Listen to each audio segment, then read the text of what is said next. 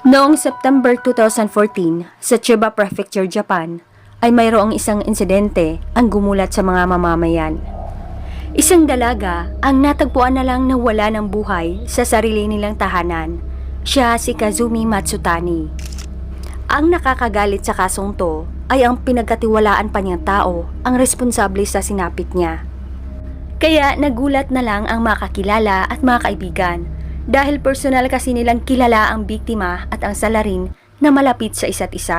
Kaya aalamin natin ngayon kung ano kaya ang punot dulo ng krimen at kung sino kaya ang kaisa-isang salarin.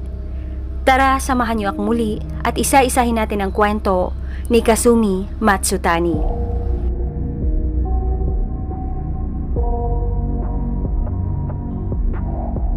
Sa kwentong to ay magsisimula tayo sa babaeng nagngangalang Matsutani Mika na nagmula sa Sapporo, Hokkaido. Noong si Mika ay isa ng adult ay agad siyang nakapag-asawa. Kaso hindi pala siya sinuwerte sa napangasawa niya.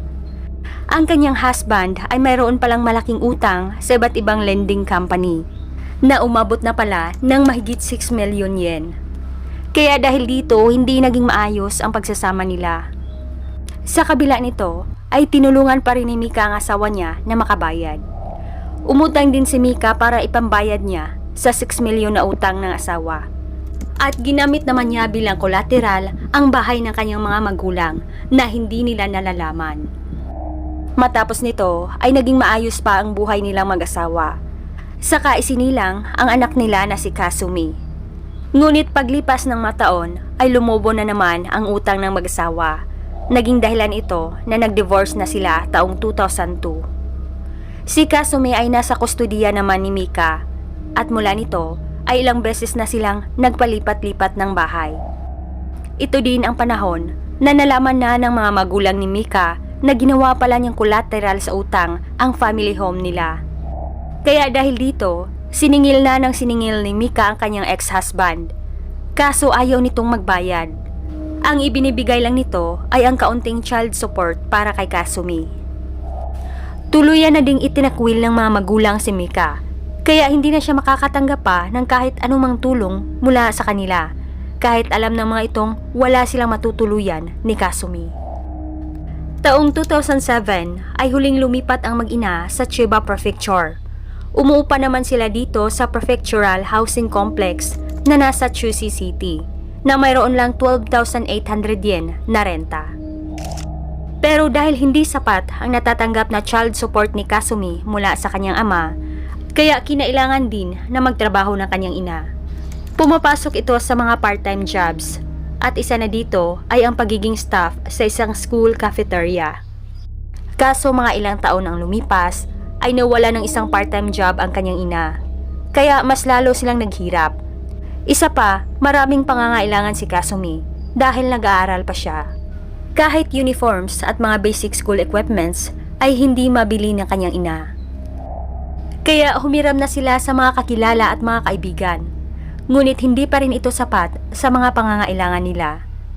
Dahil dito, sinubukan ng kanyang ina na lumapit muli sa mga magulang. Kaso hindi na sila tinulungan pa.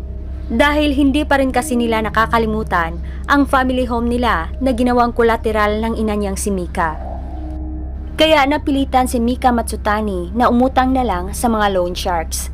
Ito ay mga illegal loan company na mayroong malaking interest. Kaya mas lalo lang silang nagipit. Kahit national health insurance nila ay hindi na nababayaran pa.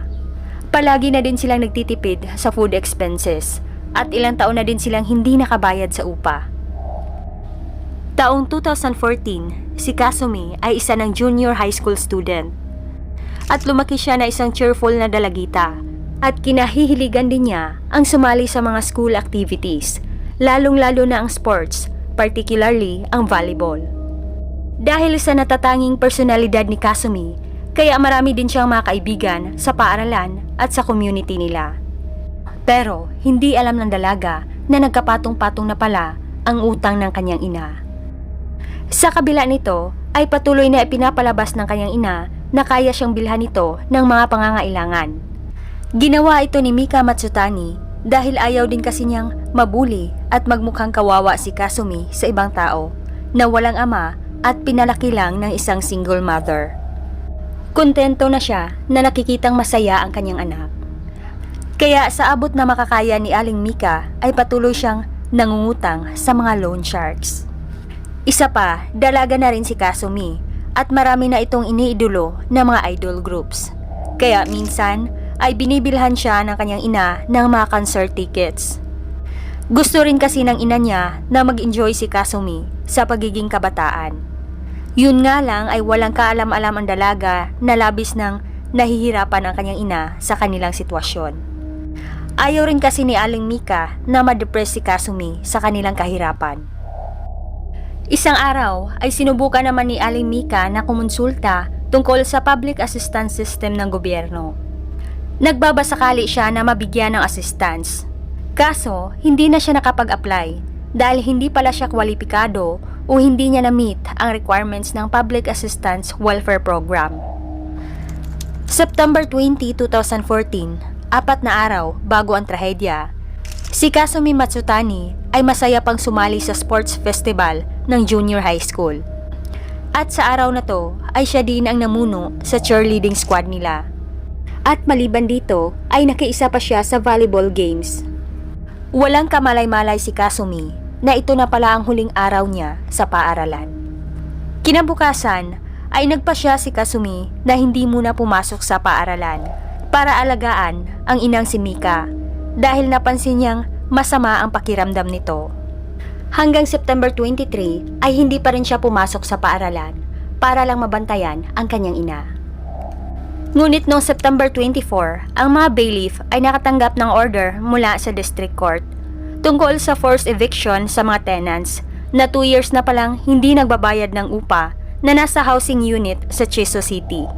At dahil hindi pa rin umaalis ang mga tenants, kaya napilitan ang mga eviction officers na gumamit ng electric cutters para mabuksan ang front door. Ito ay ang kwarto pala nila Aling Mika Matsutani. Ngunit una ay wala silang ideya kung ano ang naabutan nilang eksena sa loob. Ang ginang na si Mika Matsutani ay tulala nang ito ay tinawag nila. Nanonood ng telebisyon habang hinihimas-himas niya ang buhok ng dalagang anak na nasa futon. Napansin din nila na ang footage na pinanood sa telebisyon ay noong sports day pala ng dalagang anak ni Matsutani 4 days ago. Ginugunita pala ng ginang ang masayang araw ng kanyang anak. Kung titingnan sa malayo ay aakalain na isang mother and daughter bonding lang ang nakita ng mga officers. Kaso ang totoong nangyari ay isa palang malagim na trahedya. Nagulat ang lahat na ang dalagang nasa futon ay wala na palang buhay. Base sa obserbasyon nila, ang leeg ng dalaga ay mayroon palang nakapulupot na red cloth headband. Ito ay ang headband na suot-suot ng anak ni Aling Mika sa sports festival. Ang mukha din ng dalaga ay nagmistula ng reddish-purple ang kulay. Kaya nakakasiguro ang mga officers na pumanaw ito sa pagkakasakit. Nakitaan din nila ang katawan nito ng mapasa. Dahil sa strange behavior ng ginang, ay nagduda sila na ang ginang mismo ang may sala sa sinapit ng biktima. Pero naging palaisipan sa kanila kung ano kaya ang motibo ni Mika Matsutani. Kaya nagpatawag na rin sila ng investigation team. At kalaunan ay natagpuan na nga nila ang ilang mga clues. Sa ibabaw ng refrigerator ay may nakuha silang mga nakatambak na mga due date bills at mga sulat, lalong-lalo na ang eviction notice na ipinadala kay Mika Matsutani noong 1 buwan.